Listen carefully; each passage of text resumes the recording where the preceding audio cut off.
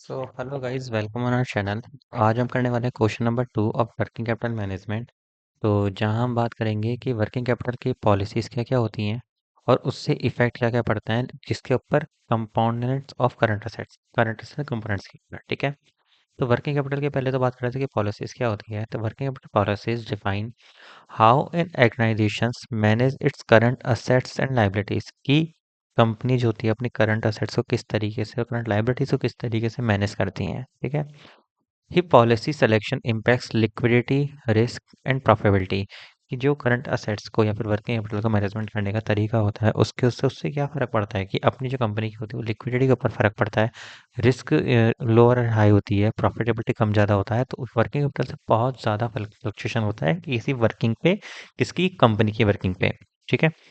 तो working capital की policy क्या होती है? सबसे पहली पॉलिसी क्या होती है? Aggressive policy. जैसे नाम से ही क्लियर है अपन, अग्रेसिव पॉलिसी क्या कि मेंटेन करके चलती है कि low level of current assets, की करंट असेट्स को लो कर देती है बिल्कुल, कि होगा जो देखा जाएगा, ये देख लेंगे बाकी किसके मुकाबले में, लेकिन करंट लायबिलिटी, क्योंकि वर्किंग कैपिटल जो होती है उसका रिलेशन ही किससे है? करंट असेट्स और करंट लायबिलिटी से।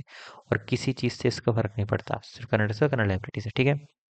अग्रेसिव में फिर क्या होता है कि हायर रिस्क होती है, रिस्क हाई होती है लेकिन इंक्रीज प्रॉफिटेबिलिटी होती है, क्योंकि अपन ने सुना है कि जितनी ज़्यादा रिस्क होगी उतनी ज़्यादा प्रॉफिटेबिलिटी होती है। ठीक है। लेकिन रिस्क ज़्यादा है तो प्रॉफिट पे भी रिस्क रहता है, तो बैलेंस अप्रोच यूज़ करनी चाहिए। वो आगे अपन को पता लगेगा कि बैलेंस अप्रोच पे क्या होती है। ठीक है। इंक्रीज प्रॉफिटेबिलिटी हो जाती है क्यों? क्योंकि अपने पास जो कैरिंग कॉस्ट होती है वो कम हो जाती है। कैसे कैरिंग कॉस्ट कम हो जाती है? कि मान के चलो अपने पास कैश है। ठीक है। अब एक कंपनी तो 11 करोड़ का कैश अपने पास जनरेट करके रखती है कि हमको ये तो चाहिए ही चाहिए। ठीक है। और एक है जो 1 करोड़ का कैश पे चल रही है।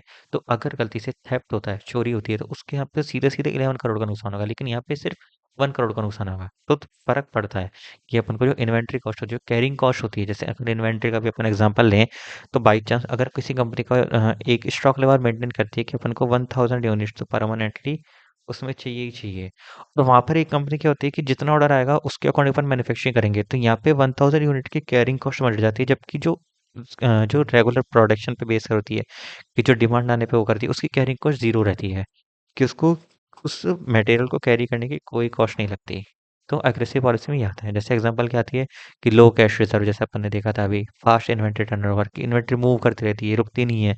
अगर रुकेगी तो उनकी कॉस्ट लगेगी, तो वो रुकती नहीं है। और strict credit policy, strict credit policy में क्या होता है कि अपन से किसी ने माल खरीदने के बाद उसको पैसे देने हैं। अब पैसे देने हैं तो क्या होता है कि उसने माना कि 15 दिन में पैसे दूंगा, तो नहीं, हम अपने अड़ जाते हैं कि अगर माल लेने चलो हमको तो हैंड कैश में ही पेमेंट चाहिए, या फिर हमको तुम्हारे को 10 दिन मिलेंगे। इस तरीके से जो पॉलिसी मेकर चलते हैं कि उनको सामने वाले से मतलब नहीं होता, सिर्फ अपने प्रॉफिट से मतलब होता है, तो वो आती है अग्रेसिव पॉलिसी में। दूसरी पॉलिसी क्या होती है? Conservative policy. Conservative policy means क्या हो जाता है कि जो अपने रिस्क को मेंटेन करके चलता है, जो अपने प्रॉफिट को मेंटेन करके चलता है, कि उसको रिस्क से ज़्यादा इम्पैक्ट पड़ता है बजाय प्रॉफिट के।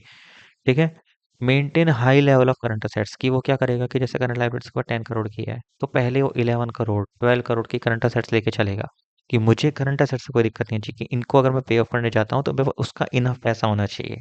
ठीक है। तो क्या करता है कि maintain high level of current assets to avoid liquidity risk, कि अपने लिक्विडिटी रिस्क को कम करने के लिए वो पहले करंट असेट्स को हाई लेवल पे मेंटेन करके चलता है। लोअर रिस्क रहती है क्योंकि उसका पहले ही सरप्लस ज़्यादा है, बट रिड्यूस प्रॉफिटिलिटी, लेकिन प्रॉफिट रिड्यूस हो जाती है। कैसे? कि आज जो 1 करोड़ रुपए इसमें सरप्लस इकट्ठा करके चल रहा है, अगर वो 1 करोड़ चाहता तो कहीं और इन्वेस्ट कर सकता था, उससे 10% 12% कोई ना कोई रिटर्न कमा सकता था, बट यहाँ पे ओनली उसके पास पड़ा हुआ है, वो उसके पास कोई काम नहीं आएगा as it is way, due to increase holding cost, क्योंकि वही वाली बात है कि उसको होल्डिंग कॉस्ट में लग जाएगा। एग्जांपल क्या होता है? High cash reserve, cash reserve ज़्यादा कर दिया, इन्वेंट्री स्टॉक बढ़ दिया। जैसे उसके पास एक गोडाउन था, ठीक है, उसमें वो पहले 1000 यूनिट से स्टॉक रख सकता था। ठीक है। लेकिन उसको किसी ने बोला होगा कि मत ले ज़्यादा रिस्क, ये और वो करके, तो उसको 1500 लेनी पड़ेगी, तो अब 1500 के लिए उसको नया गोदाम लेना पड़ेगा उन 500 यूनिट्स के लिए, तो उसकी कैरिंग कॉस्ट बढ़ जाती है। और लेटेंट क्रेडिट टर्म्स, मतलब सामने वाले ने बोल दिया कि यार मेरे पास 10 डेज का टाइम पीरियड नहीं है, तो मुझे ज़्यादा टाइम पीरियड दे दो, लेकिन है ना मुझसे इंटरेस्ट लेना है तो कुछ भी ले लेना एक्स वाई जेड। वो सामने वाले का सोच के थोड़ा सा चलेगा, तो वहाँ पे हाँ चलो ठीक है कोई बात नहीं, वो क्रेडिट टर्म बढ़ा देता है। फिर मॉडरेट पॉलिसी या बैलेंस अप्रोच, नीचे लिख भी रखा है अपने पास।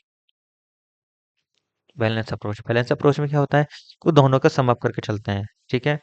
एग्रेसिव का भी और कंजर्वेटिव का भी। इसमें क्या होता है? इसमें प्रॉफिट और जो रिस्क होती है वो दोनों ज़्यादा होती है, हाई होती है, बट मेंटेन हो जाती है दोनों में। कि अगर मान के चलो उसके पास 100 का पहले उसने मेंटेन करके रखा था, एग्रेसिव वाला क्या करेगा, इसको लो डाउन कर देगा, वो 90 पे ले आएगा। वहीं कंजर्वेटिव वाला क्या करेगा, इसको 110 कर देगा। लेकिन जो मॉडरेट वाला होगा वो क्या करेगा कि 105 रखते हैं, ना कम ना ज़्यादा, या फिर 100 ही रखते हैं, ना कम ना ज़्यादा, इस तरीके से। इससे क्या होता है कि एडिक्वेट लिक्विडिटी बनी रहती है और प्रॉफिटेबिलिटी भी ऑप्टिमाइज होती रहती है प्रॉपर तरीके से। अब इससे इफेक्ट क्या पड़ता है करंट असेट्स के ऊपर, ठीक है। अब करंट असेट्स में क्या आती है, जनरली करंट असेट्स का कैश आ जाता है, इन्वेंट्री आ जाती है, और इन्वेंट्री क्या अकाउंट्स रिसीवेबल हो जाते हैं, यानी कि डेटर्स आ जाते हैं, ठीक है।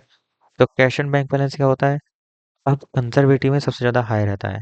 क्या रहता है हाई, कंजर्वेटिव पॉलिसी मतलब कैश बैलेंस, मतलब कंजर्वेटिव पॉलिसी में हाई क्या रहता है, कैश एंड बैंक बैलेंस। और वहीं एग्रेसिव में क्या होगा, लोअर रहेगा, क्योंकि उसको कैश ज़्यादा नीड ही नहीं है, जब नीड होगी वो कहीं से भी जुगाड़ कर लेगा, तो उसकी लो रहती है। इन्वेंट्री लेवल भी सेम, हायर इन्वेंट्री रहती है कंजर्वेटिव फर्म्स में, जबकि एग्रेसिव फर्म्स में मिनिमाइज कर देता है स्टॉक को, कि जितनी मुझे जब नीड होगी मैं उसको प्रोडक्शन कर लूंगा, या फिर डिमांड होगी तो मैं उसको मंगा लूंगा। अकाउंट रिसीवेबल में क्या होता है, कंजर्वेटिव फर्म क्या ऑफर करती है कि फ्लेक्सिबल क्रेडिट टर्म्स, की यहाँ पे आज नहीं तो कल पेमेंट कर देना, कल नहीं तो परसों पेमेंट कर देना। बट एग्रेसिव में क्या होता है कि नहीं, लिमिट अगर कर दी उसको 10 डेज में, तो 10 डेज में ही, उससे कोई फर्क नहीं पड़ेगा। इस तरीके से वर्किंग कैपिटल को मैनेज किया जाता है। आई होप आपको आज की वीडियो समझ आई होगी। अच्छे लगे तो लाइक करें, शेयर करें और सब्सक्राइब करें। Thank you so much.